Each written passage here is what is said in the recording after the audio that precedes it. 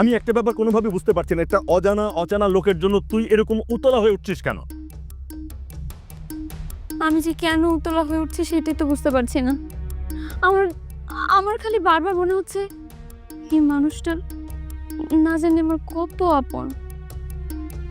Kajari, please মনটাকে একটু শক্ত কর।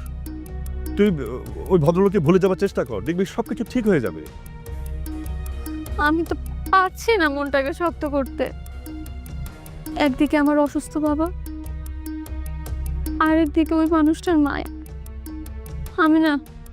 আমি কি করব সেটাই বুঝতে পারছি না। কাজরি, তুই একটা কাজ কর, তুই ওই লোকের সঙ্গে ফোনে কথা বল, আমার মনে হয় সবকিছু ঠিক হয়ে যাবে। কোনো কিছু ঠিক হবে না। আমার তো মনে হয় কথা বলে আরো বেশি মায়াবার। আচ্ছা, তুই কোনো চিন্তা করিস না, আল্লাহ করে যদি ঢাকায় আমার জবটা হয়ে যায়, আমি ওনার সঙ্গে তোর মিট করিয়ে দেওয়ার ব্যবস্থা করব। আচ্ছা, এই ফালতু একটা বিষয় নিয়ে মন খারাপ করার, মুড অফ করার কোনো মানে হয় না কাজরি। আচ্ছা, তুমি আমাকে এই ভিজিটিং কার্ডটা কেন নিয়ে আসতে বলছো? ও হ্যাঁ, দেখি। এমা, ছবি কেন তুলছো? যে কোনো সময় এটা কাটা ছেড়ে হয়ে যেতে পারে, হারিয়ে যেতে পারে, তাই একটু সংরক্ষণ করে রাখি। খুব ভালো করছো। আচ্ছা, এখন তাহলে আমি বাড়ি যাই, বাবার ওষুধ খাওয়ার সময় হয়ে গেছে তো, আমি তাহলে আসি। হ্যাঁ যা, দেরি করিস না।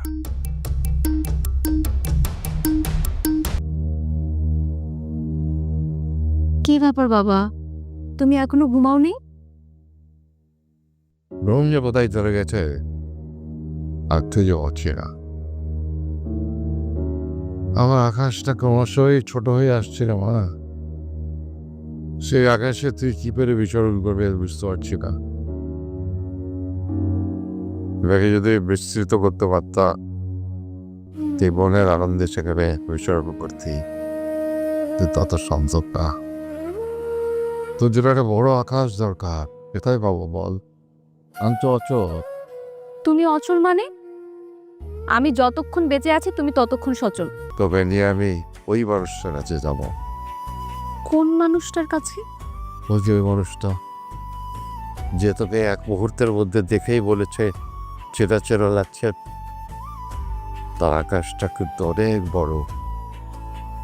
সেখানে তুই মনের ইচ্ছা মতো উড়ে বেড়াতে পারবি।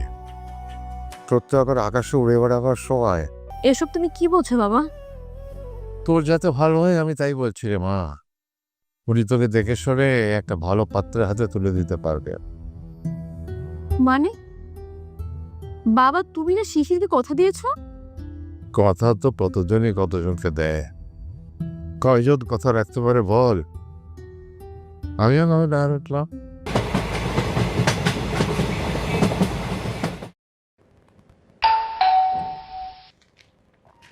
এই সময় কে এলো?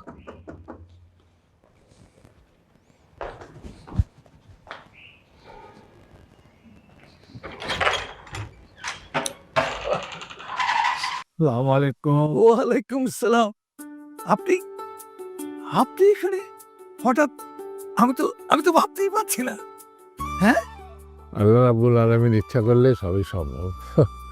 ও মাই গড, থ্যাঙ্কস টু গড আল্লাহ। আমি যে কি খুশি হয়েছি আপনাদেরকে এখানে দেখে, সেটা ভাষায় প্রকাশ করতে পারবো না। সালাম কর মা, সালাম কর। সালাম করতে বলুন, সালাম করতে।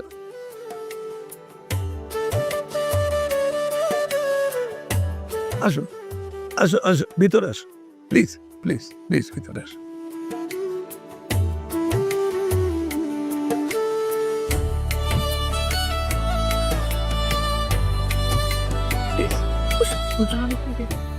নীলা, নীলা, এই নীলা, কি হয়েছে অসুখ? দেখো কারা আসছে।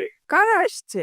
তোমাকে বলেছিলাম না যে কাজরি, কাজরি নামের একটি মেয়ের সাথে আমার দেখা হয়েছিল, দেখে ঠিক আমাদের মল্লিকার মতো। এই হচ্ছে সেই কাজরি। ভুল তো তুমি ঠিকই করেছিলে। আমিও কি সে একই ভুল করছি? সেই চোখ, সেই নাক, সেই ঠোঁট, আবার দেখো ওই গলার তিলটাও ঠিক একই জায়গায়। তুমি কি বললে? ও কাজরি? না না না, ও কাজরি না, ও আমার মালিকা। মল্লিকা, তুই কোথায় ছিলি এতদিন মা? কোথায় ছিলি তুই আমাদেরকে রেখে? কেমন করে পারলি তুই আমাদেরকে ছেড়ে থাকতে এতদিন? আহা, ওনারা কতটা পথ পাড়ি দিয়ে এসেছে, আগে একটু বিশ্রাম দাও, খালাকে বলো এক শরবত করে দিতে। এই, তোর মনে আছে তুই আমার হাতের ক্ষীর খুব পছন্দ করতি? এখনো কি তোর ক্ষীর পছন্দ? হ্যাঁ? বল না। আরে ভাই, কথা বলার অনেক সময় পাবে, দেখারও অনেক সময় পাবে। ও তো এখনো চলে যাচ্ছে না। কি বলছো তুমি? ও কোথায় চলে যাবে? ও তো আমার মল্লিকা। ও আমাকে ছেড়ে কোথাও যাবে না। না না, আমি ওকে কোথাও যেতে দিব না। ও তো আমার মল্লিকা। ঠিক আছে ঠিক আছে, এখন যা তোমাকে বলছি তাই করো। কে করবো জানো? আহা, খালাকে শরবত বানিয়ে নিয়ে আসতে বলো। আচ্ছা, দিচ্ছি। বসো মা।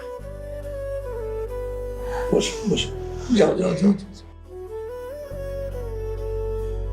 আপনি যে ভুল করেছেন আপনার স্ত্রীও সে একই ভুল করেছেন দেখলাম। যদি ভুলের মাঝে ফুল ফুটে যায়, আমরা তো সে আশাতেই ভুল করছি।